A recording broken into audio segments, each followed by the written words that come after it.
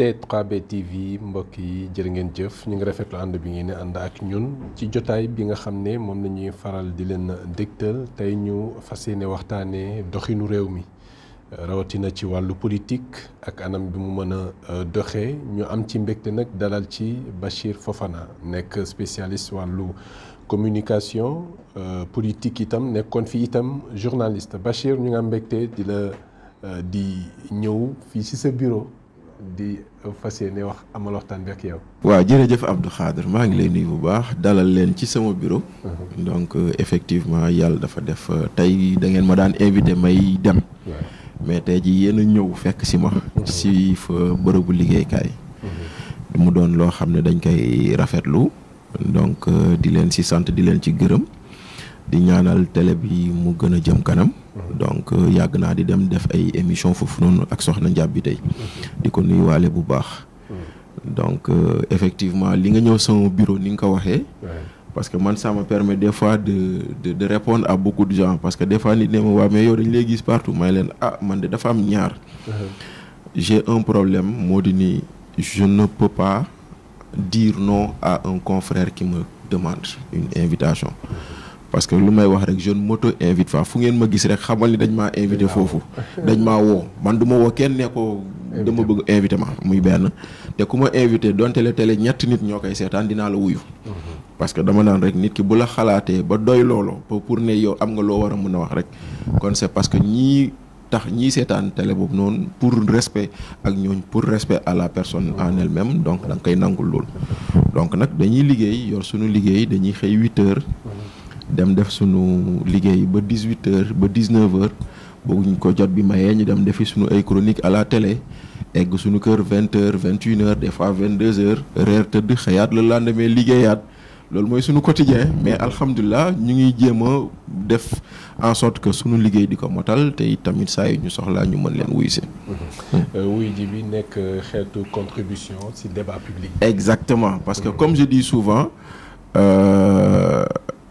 Un intellectuel dafa am loo xam ne daf ko warloo ak société bi un intellectuel lu ko warloo xam nga intellectuel nag du ay professeur ak yooyu noonu mooy képp koo xam ne yàlla baaxee na la tuuti xam-xam ci lu mu ci mënti doon ndaxte tey jii am na ay débat économique yoo xam ne boo ko doon teg di nga gis ku ciy liggéey ak ki ciy xalaat donc le praticien et le théoricien donc nag un intellectuel lu ko waral mooy quand la société l'exige quand les débats de société sont agités mu génn joxe xalaatam joxe position te lu may wax toujours joxe sunu xalaat ça ne veut pas dire que c'est le Coran ou la Bible ñun sunu xalaat la ñu am yaakaar ni noonu moo mbir mi war a demee wala sunu gis-gis la ñu am ci benn mbir joxe ko boo ko joxee nag ak ku nekk nu mu koy déggee ak ku nekk nu mu koy comprendre mooy waral souvent quand on commence nos émissions da ngay dégg ñu naan ñu ngi sant yàlla si lépp lu ngeen rafetlu ci sunuy kàddu te ñu ngi siy jéggalu si lépp lu ngeen rafetlul parce que wax dafa métti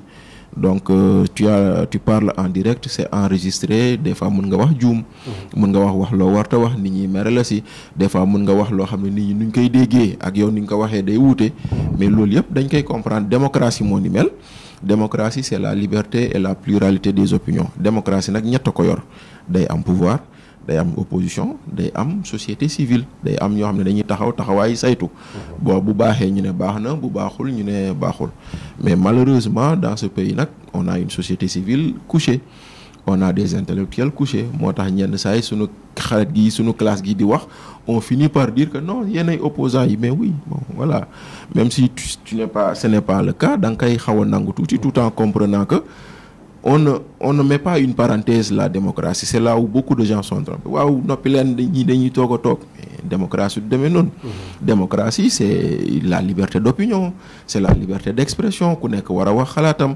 maintenant nu ñu nangulee kii mu wax lii noonu nañu war a nangulee képp man damay nangu ñëpp joxe seen xalaat donc man comme je dis je suis très démocrate des fois tellement démocrate que même sur mes pages damay gis ay xale di dugg di wax di saaga mais ñoo waaye doo ko di may leen non seen xalaat a toll foofu bàyyi leen l'essentiel moo di ni ils ont exprimé leur opinion nangul leen ko même si rafetul et tout. opinion bu ñu koy exprimer war fa rafet aussi. oui c'est ça l'idéal c'est ça le nu mu tuddati l'important c'est ça par exemple et là ça appelle normalement à ce que j'appelle l'éducation ndaxte comme je dis souvent man sama papa daan na ma wax naan loo wane ci mbedd mi rek da nga ko mel ci biir kër gi donc képp ku génn ci mbedd mi wax lu rafetul rek xamal ni xëy na ci biir këram il a un comportement boo xam ne rafetul donc moo tax éducation am solo yar am solo tout doit se dire mais comment le dire nit mun nga taxaw ne ko da nga réew te waxoo nit ki da ngaa réew nit ki mun nga ko wax lu wax ju rëy te fekk na ni tu le dis tu l'enrobes dans tellement de trucs que voilà ndax dañ koy worma dañ koy dafa war a teggi ne dafa war a worma da ngay dégg sax booy naan la booy solal ko tubéy solal ko yére takkal ko cravate balaa nga kaa génnee donc ça veut dire balaa muy génn na rafet donc loolu moo am solo donc démocratie nag moo ni mel mais malheureusement et comme j'aime souvent à le dire c'est l'irruption de Pastef dans l'espace qui nous a amené cette forme d'expression qui n'est pas la bonne man chaque jour moo wax ko avant xëy na amoon na ay mag yu doon saaga ay paa yu doon saaga ñàkkul am na mais nu ñu démocratiser tey jii nii wax ju ñaaw vulgarité donc voilà loolu moom c'est avec Pastef qu'on l'a connu tey jii ku jóg ñu saaga la sëriñ si et cetera képp ku waxul loolu àndut ak ñoom tu t'attends à recevoir une flopée d'injures yoo xam ne da ngay gis ni moo tax ñu si bëri dañ la naan booy est-ce que jar na ko doo noppi et cetera parce que ñii ko wax ñu saaga la mais malheureusement. alors ci loolu balaa may ñëw un peu ci benn volet boo xam ne c'est plutôt dafa ñeel dëkk yu wër Sénégal. ci débat politique boobu ak espace bi. ak Pastef ni mu ñëwee ak débat bi ni mu mel saaga yeeg yooyu. et pourtant au régime de Macky Sall. dañ doon wax ne ay nitu fitna lañ juste benn parenthèse ñu commenté ko rapidement. ensuite on passe. bi ñu ñëwee ci pouvoir bi boobu ba tey on voit que jàmm am na foofu est-ce que ni nga ko mën a décrypter. non en fait je ne dis pas que jàmm am na xam nga. waa Pastef. Ils ont utilisé des moyens de lutte que moi je n'approuvais pas. Parce que moi j'ai toujours dit que ici le pouvoir c'est pas la rue qui le donne. Le pouvoir c'est pas les armes qui le donnent. Ñun Sénégal dañoo am ay régler ay problèmes yoo xam ne yeneen i réew réglé wuñu ko. moo waral ñun Sénégal tey jii nii am alternance. Ce n'est pas un miracle. C'est même de l'ordre normal des choses. Mais Abdou Khadre est-ce que xalaat nga ci réew Afrique nga ñëw taxaw président mu ne lii laa bëgg conseil constitutionnel ne ko li nga bëgg mënul nekk. xoolal leneen nga delluwaat ci conseil constitutionnel ne ko xalaat naa ne lii mooy lu gën conseil constitutionnel ne ko dama ne sa mandat le 2 lay jeex te balaa le 2 defal élection. président mu ne waaw nangu naa ko. ñu ne déetawaay administration taxaw mu ne comme conseil constitutionnel lii la wax donc on doit organiser des élections en 2 semaines ñu organiser ko en 2 semaines contestation amul ñu ne déetawaay 1 semaine après ñu installer président de la République boobu est-ce que xalaat ngeen ko ci yeneen i réew c'est-à-dire que pour vous montrer à quel niveau nos institutions sont solides malgré tout à quel niveau nous avons des institutions qui fonctionnent normalement. Moi, j'ai toujours dit et je le répète, ñun Sénégal, ce que nous sommes, nous le sommes parce que nous avons des institutions fortes. Institutions fortes yooyu noonu moo ñu may ñu mën a am li ni mel. Maintenant, institutions fortes yooyu noonu moo tax dama mës a wax ni Sénégal ba mu daj la dernière fois bi ma gëmee ni man élection mën nañ ko luubal ak njuuj njaaj mooy élection locale 1996. Depuis 1996 ba tey 2024 nit mënu fi sàcc élection te kenn mënu sàcc élection parce que le système produit ses propres éléments de transparence et de contrôle du processus. Mais Abdou Khadre à partir de 98 la ñu commencé am ay rajo yuy joxe résultat en direct. Avec Sud FM Walfadjri. ñu ñëw en 2000. mais en 2000 élection 2000 même Didier Boub sa animateur. da doon joxe résultat. Donc les Sénégalais avant de dormir xam nañ résultat yi. kon loolu mooy continuer ba tey moo tax j'ai toujours dit Sénégal nit mënu fi sàcc élection. te élection locale 2022 wane na ko. élection législative 2022 wane na ko présidentielle 2024 wane na ko. ñëpp bañoon yuuxu woon ne fichier électoral bi baaxul fichier boobu moo leen tax a doon maire. ñan ne woon fichier électoral boobu baaxul moo tax opposition am 80 députés sur 83 ci assemblée nationale bi. ñan ne woon fichier boobu baaxul moo tax ñu mën a fal président de la République au premier tour. donc nit mënul lu dul jaar par les voies légales pour accéder au pouvoir mooy maanaam wax ak sénégalais yi convaincre leen bisu élection jot ñu sànnil la xob nga gagné maintenant lépp loo def lu dul loolu c'est prendre le mauvais courant ou le mauvais chemin de l'accession au pouvoir moo taxoon man musuma d'accord ak forme ak démarche bi Pastef amoon moo tax j'ai toujours dit nous sommes en république la république veut que c'est le peuple qui tranche les questions mais il doit les trancher de façon démocratique à travers les urnes et que une fois le peuple a fini de faire son travail les institutions continuent et c'est d'ailleurs pour moi l'occasion de féliciter ku mel ni le gouverneur de Saint-Louis Alioune Badara Samb mais justement moo tax il faut le féliciter le Alioune Samb qui était préfet à Dakar et qui avait la mission de gérer l'ordre public à Dakar ñu convoqué Ousmane Sonko dans l'affaire Adji Sarr préfet bi ne ko fii nga war a jaar Ousmane Sonko ne du ma jaar foofu préfet bi ne ko arrêté la pour trouble à l'ordre public tey préfet boobu moo dooni gouverneur Saint-Louis bu dalal Ousmane Sonko premier ministre et c'est ça la République. Ils se sont bien entendus à travers les images. Même s'il s'était pas bien entendu même bu fekkoonte ne Ousmane Sonko daf ko jàppal dans même bu fekkoonte ne préfet bi dafa jàppal dans Ousmane Sonko la République veut que le gouverneur dalal premier ministre. Et le gouverneur dalal na premier ministre. Préfet boobu noonu ñu yuuxu woon fii saaga fii liggéeyam la doon def tey liggéeyam la def kon moo tax chaque jour ma ne nañu fexe moytandiku bañ a jaawale ñii di politique ak ceux qui servent l'État et la République.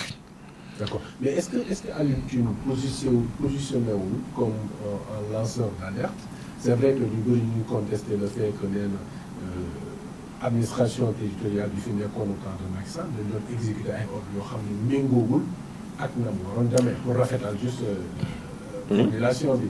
loolu noo gis. mais xam nga Alioune xam nga non mooy li ma lay wax xam nga l'administration day def liggéeyam mais après la perception ou l'analyse qu'en font les politiques peut différer.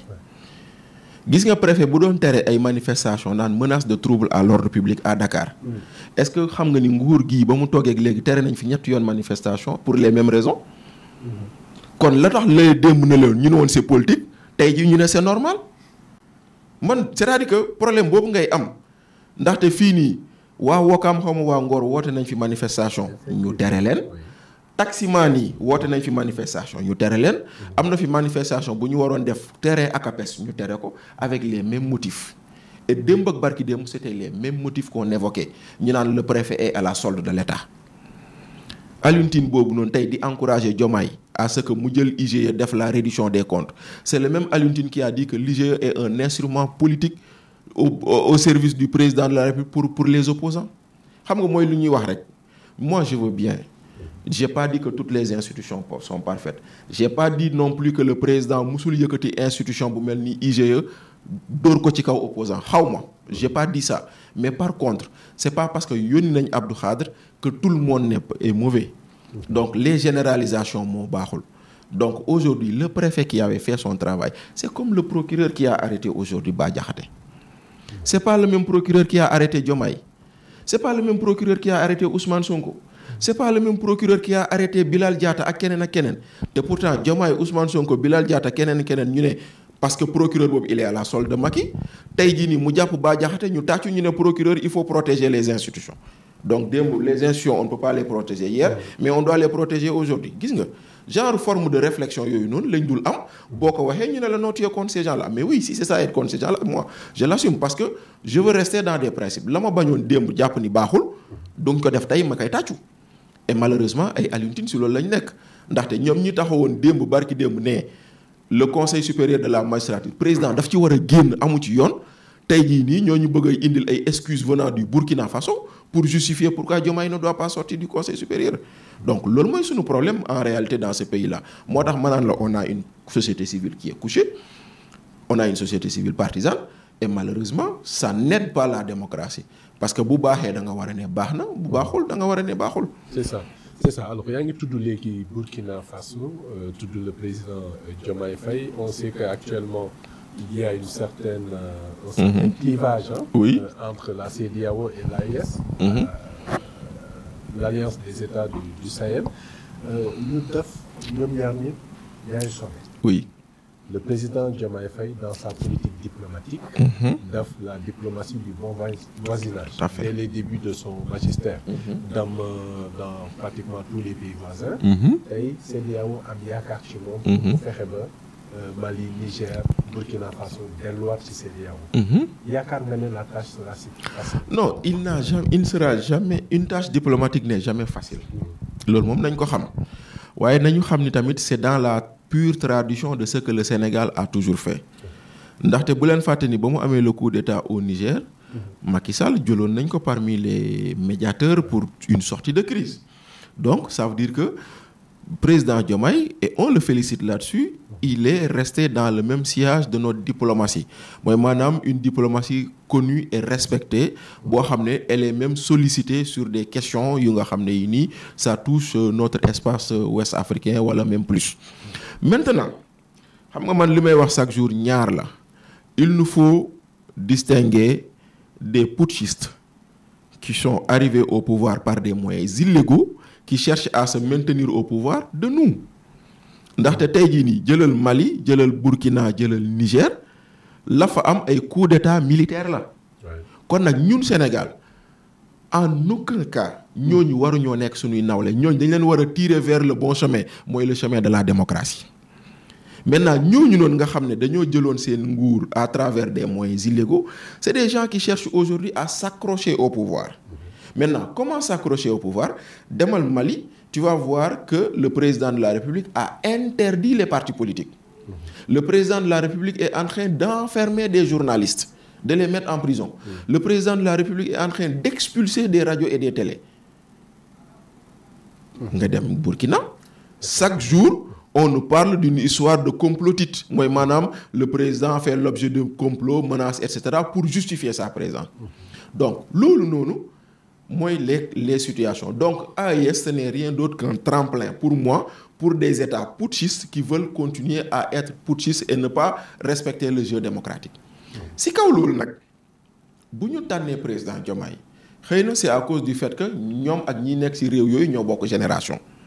mën nañ jàpp loolu parce que Traoré Assimi Goïta ak yooyu noonu c'est quand même des disons des gens de la même génération que le président waaw sauf que Tiani moo leen gën a féete mag tuuti mais en tout état de cause Diomaye buy dem mandat CEDEAO lay demee te mandat CEDEAO moo di ni ñoom ñëpp il faut les ramener vers le giron CEDEAO ndaxte Abdou Khadre ñun CEDEAO plus on est nombreux plus on est fort.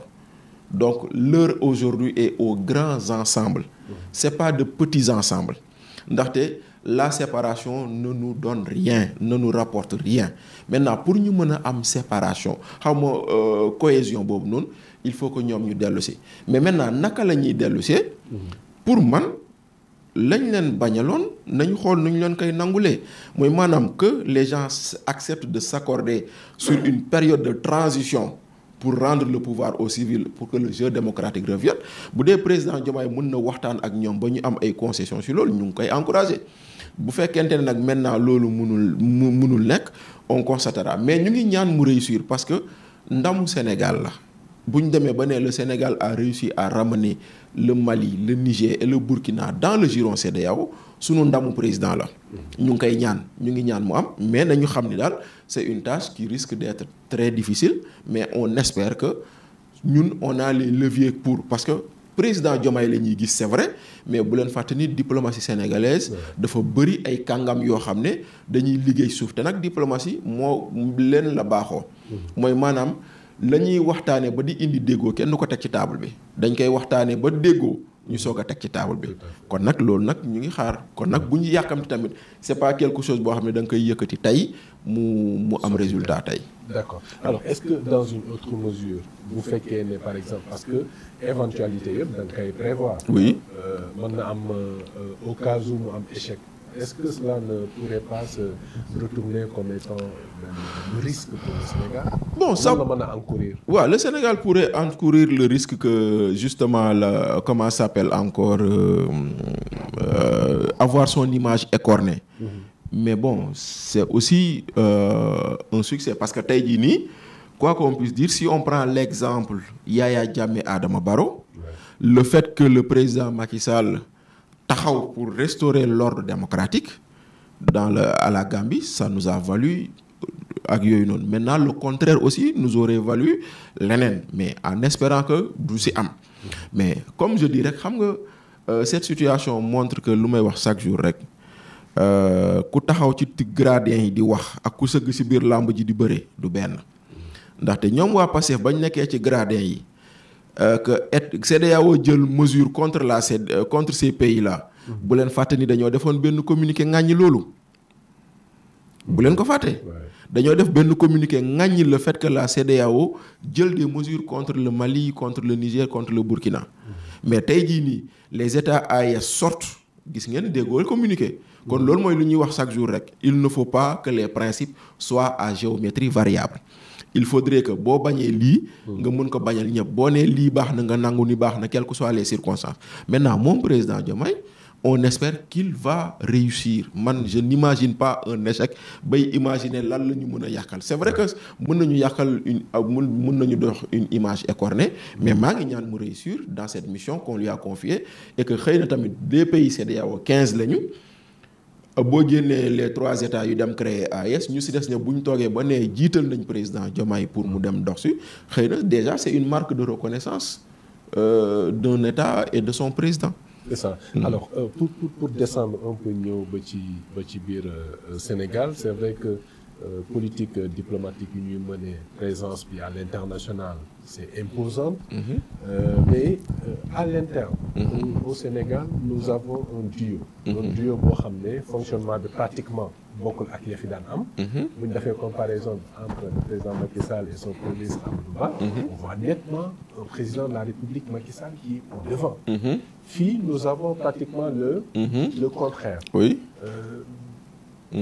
Est-ce que nekk na lu aussi grave que ça comme ni ñu koy décrire sur la place publique? Waaw xam nga nag bon man je ne dirais pas que c'est grave. Je dis que rek nous sommes dans une situation inédite. Waaw une situation qu'on n'avait pas l'habitude de voir. Parce que effectivement Abdou Khadre nous avons été pendant très longtemps dans une situation où le Premier ministre tirait sa légitimité du président de la République.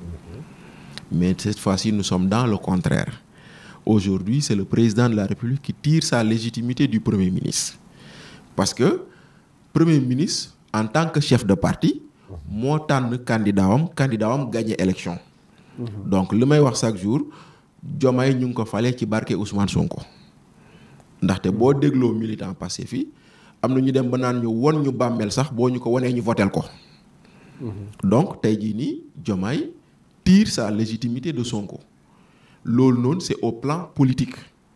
Sauf que nag maintenant les institutions et la République ne connaissent pas ça.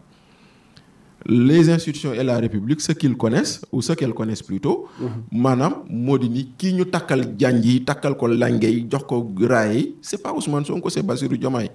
Donc bu fekkente ne politiquement Bassirou Diomaye dafa am légitimité bu mu tirer ci Ousmane Sonko institutionnellement c'est Ousmane Sonko qui tire une légitimité de la nomination de Diomaye. Moo tax sànq ma ne la tout dépend de ñoom ñaar avec quelle intelligence ils travaillent. Maintenant bu fekkente ne dans la division ou dans la répartition des rôles président nangu na bàyyi lii nga xam ne ay prérogatives la premier ministre exercer ko. Mais tant que ça ne nuit pas à la constitution man ça me dérange pas. Voilà parce que tey jii nii bëri na yu nga xam ne da nga koy gis ci ay actions ak yoo xam ne yi pour man c'était du domaine du président de la République. Mais bu fekkente ne premier ministre moo koy def et que ça ne dérange pas le président moi ça ne devrait pas me déranger. Ce qui m'intéresse dedans mooy que ça marche. Parce que l'échec du président ou l'échec de ce duo c'est l'échec du Sénégal. On voudrait que ça marche. On voudrait que Sénégalais yi ñu jëlee leen un point A pour yóbbu leen à un point B ou à défaut ñu jëlee leen un point A yóbbu leen à un point A prime. Mais pourvu que ñu xam ci yan yoon la ñuy jaar. Voilà mais pourvu que ñu xam ci yan yoon la ñuy jaar mais pour ñu xam yan yoon la ñuy jaar il faut que ñu wax ñu lan mooy projet bi. Mais comme gisaguñu projet ñu ngi xaar ñu tëgg projet attendons de voir qu'est-ce qu'on nous propose comme orientation dans le projet loolay benn. Mais yéen oui allez-y. Deuxièmement pourvu que ñu am premier ministre mu indil ñu feuille de route. Feuille de route lañ doon xaar à travers la déclaration de politique générale jusqu'à présent gisaguñu ko.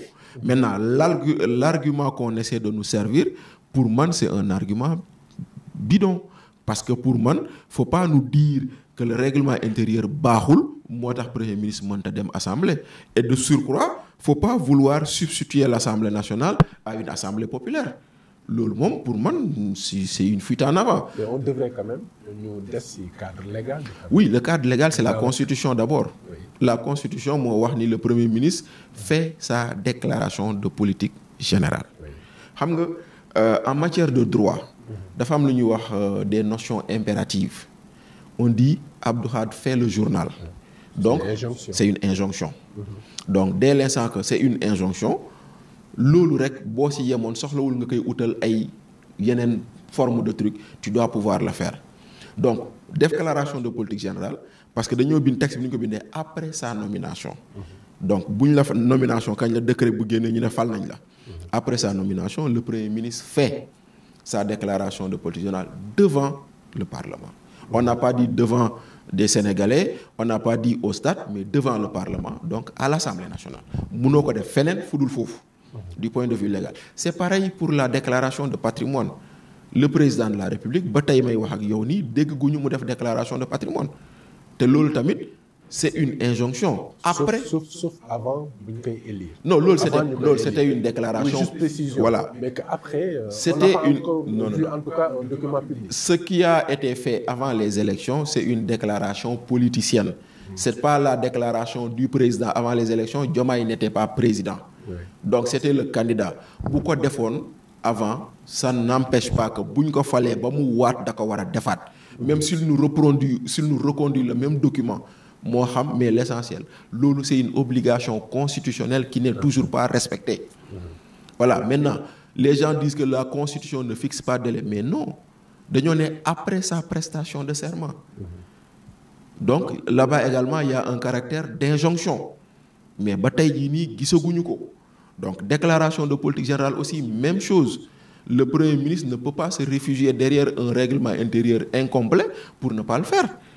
Léegi nag loolu noonu dañ ko war a def ça nous permet nous Sénégalais d'avoir une feuille de route moo tax ci kaw loolu lu may ñaawlu c'est le comportement du Parlement parce que munoo ne premier ministre dafa war a ñëw assemblée def déclaration il ne nous respecte pas que je ne reçois pas le ministre des finances pour faire la DOB le débat d'orientation budgétaire parce que tey jii encore une fois Abdou Khadre on ne soigne pas le mal en commettant du mal.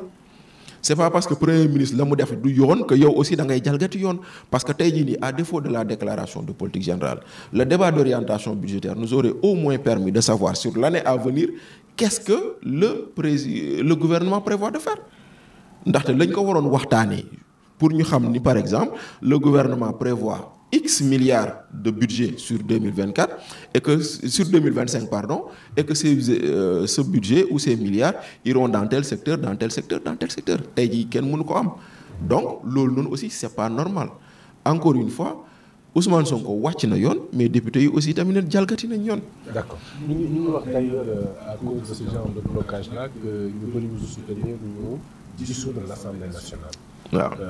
La Constitution prévoit des situations exceptionnelles. Oui. yoo xam ne le président de la République peut user de ses pouvoirs exceptionnels. On peut en arriver là. Oui, on peut en arriver là mais on ne le souhaite pas. Et man très sincèrement situation bii ma gisuma ci lu tax ñu war a mën a évoquer loolu.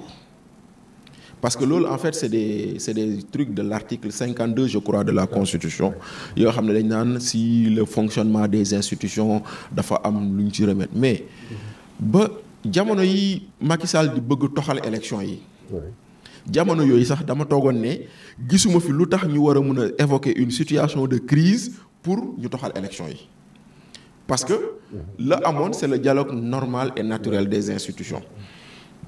Là, actuellement, le Parlement, l'exécutif et le judiciaire, exceptionnellement, c'est-à-dire le Conseil constitutionnel, peuvent arriver à dialoguer. Situation bu tax ñu egg ci loolu laa gisul. Man bokk très sincèrement gisuma lu tax ñu war a mën a ne on peut évoquer ce que prévoit l'article 52 ba tas Assemblée nationale. Loolu moom muy benn ndaxte bu fekkente ne actualiser le règlement intérieur la il suffit simplement que l'Assemblée nationale se réunisse suite à la proposition de Cheikh Abdou Bara Dolly et des députés du PDS pour mu régler loolu mooy benn. Maintenant deuxièmement premier ministre moom itam bu fekkente ne moom loolu moo ko tere dem buñ ko defee mu dem et cetera. Maintenant tas assemblée nationale constitution da ko prévoir jox ko président de la république si kaw assemblée bi am ñaari at. Donc les 2 premières années premier président mënu ko def mais à partir de la ñaari at yooyu bu jeexlee président mën na ko def. Maintenant nag y a un débat que les gens posent qui ne devrait même pas être posé mooy kañ la ñu war a tas assemblée bi. Dégg naa Mimi Touré mu ne nañ ko tas le 31 juillet parce que bis boobu moo nekkoon bisu élection yi. Mais Abdou Khadre président Diomaye ñu ngi ko fal le 24 mars mais kañ la waat le 2 avril. D'ici le 24 au 2 avril il n'était pas président. kon lu tax assemblée bi loolu mënut a nekk. Donc l'assemblée n'est assemblée qu'au moment où elle a été installée, c'est-à-dire le 12 septembre. Donc le 12 septembre mooy date d'installation de l'assemblée. Après le 12 septembre président bu ko neexee mu tas assemblée. mais ñuy jàngatee déclaration boobu justement. waaw mais xam nga rek bon pour man voilà Mimi Touré aujourd'hui appartient à un camp politique qui essaie de donner des arguments au camp auquel elle appartient, tout en sachant que mu ngi noonu moom Aminata Touré bañ ko falee président du conseil économique et social tant que amul passation mënul signer benn acte.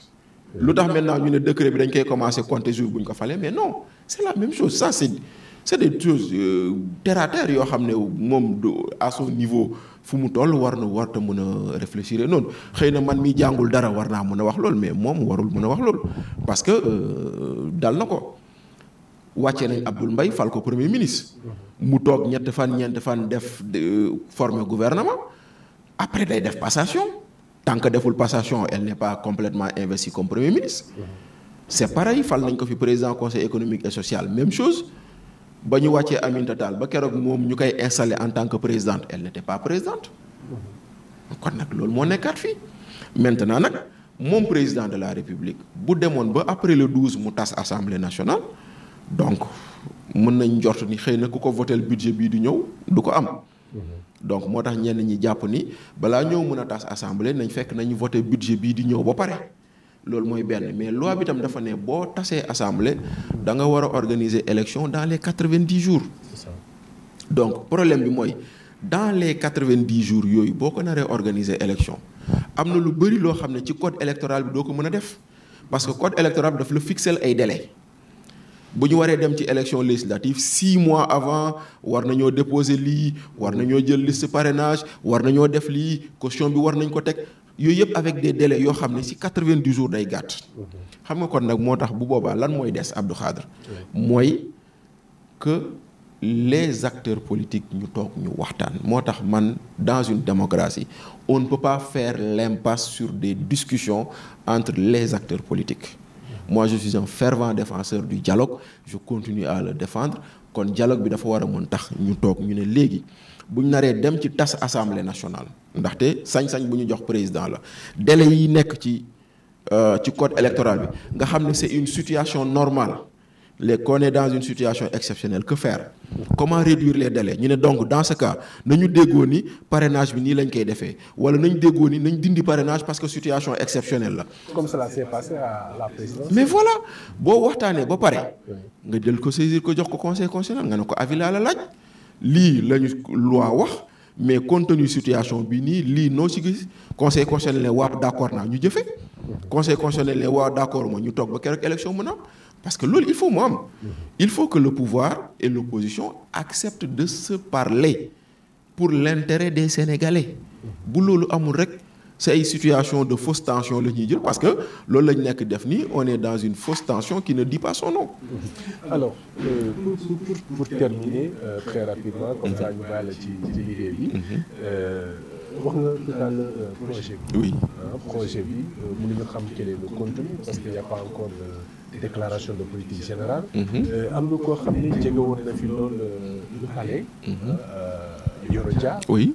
Mi nga xam ne nee na souvent dafay comparer le projet PASTEF au projet nazi.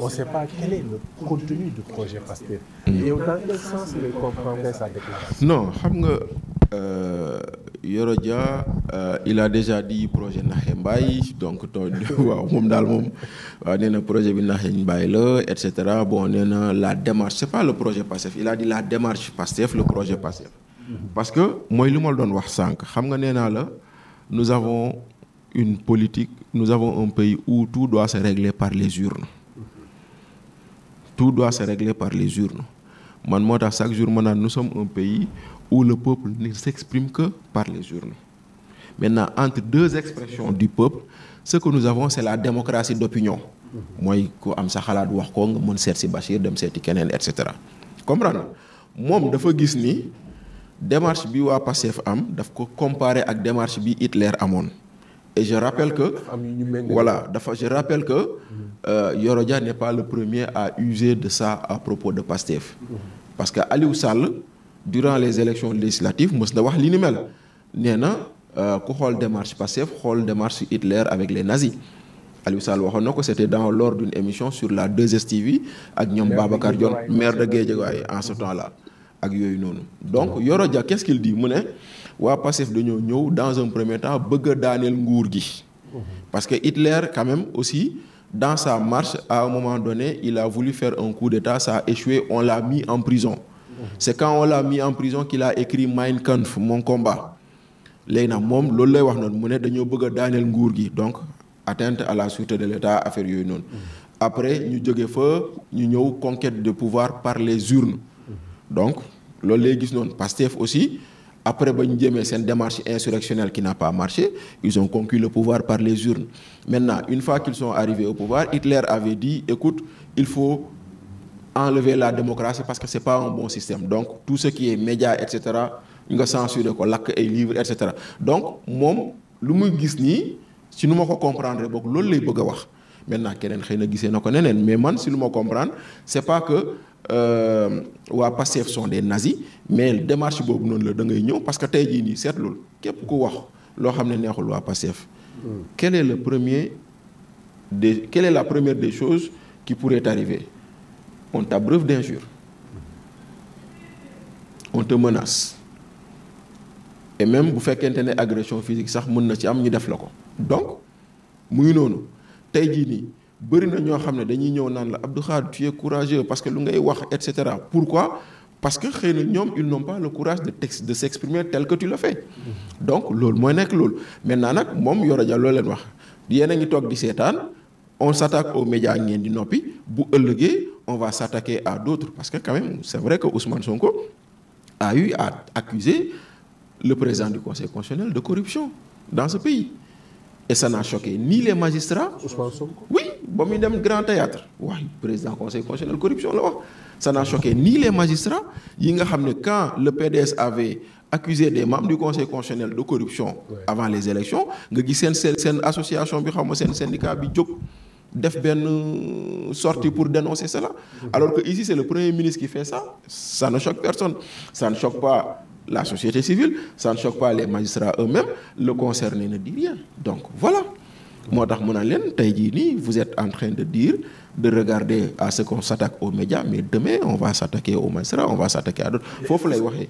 Est-ce que véritablement il s'agit d'une attaque contre les médias est-ce que nekkul benn obligation fiscale bu ñu war a respecter les médias sont d'accord mais que en fait démarche bi ak affaire bi ni mu toll d'un coup mënuñu ko fay. non peut-être mën nañu discuter de comment. non xam nga man encore une fois dafa am loo xam ne dama koy wax benn képp kuy liggéey ak kum si mënti doon. lu la war mooy nga warloo say wareef ak impôt nga motal ko ndaxte boo génnee sama bopp bureau bi am na benn femme bu fi teg table am di jaay ay fruits dañ koy fayee ko juuti. kon lu tax man mi toog fi waruma fay impôt man awma problème ci loolu. deuxièmement d'accorduma ci amnistie fiscale parce que c'est une prime à l'impunité ndaxte yow da ngay xëy nga war a fay say impôt travailleur fayoo ko di xaar ku la ko baal. maintenant nag dire que on a pris l'argent des journalistes pour war ko fay impôt fayuñu ko ça aussi c'est mal exprimer la chose xam nga lu tax ndaxte yow Abdou Khadre fi ngay liggéeyee nii tu as négocié un net de salaire ñu ne la on te fait un montant X en net mais le montant X en net induit un montant en brut kon du xaalis bu ñu la jox jëlaat ko ci yow pour bañ ko fayuñu ko attention nit ki bu dee da nga ko war a fay salaire 1 million net l'impôt sur le revenu dit que on doit prendre 33% pour fay ko aux impôts donc 33% de 1 million c'est 1 333 000 donc waa ji dafa war a dolli ci sa salaire bu mu lay jox yow 1 333 000 yu mu war a yóbbu impôt. mais doo si jot da koy jubal parce que c'est une retenue à la source. parce que yow ba ngay négocier net nga négocier. maintenant cette retenue à la source moom da ko war a reverser aux impôts. maintenant problème bi mooy des fois weer day dee moom mu bëgg a fay mu ne xaaral ma gérer salaire Abdou Khadre impôt bi après ma lijjanti ko parce que yoruma lu doy.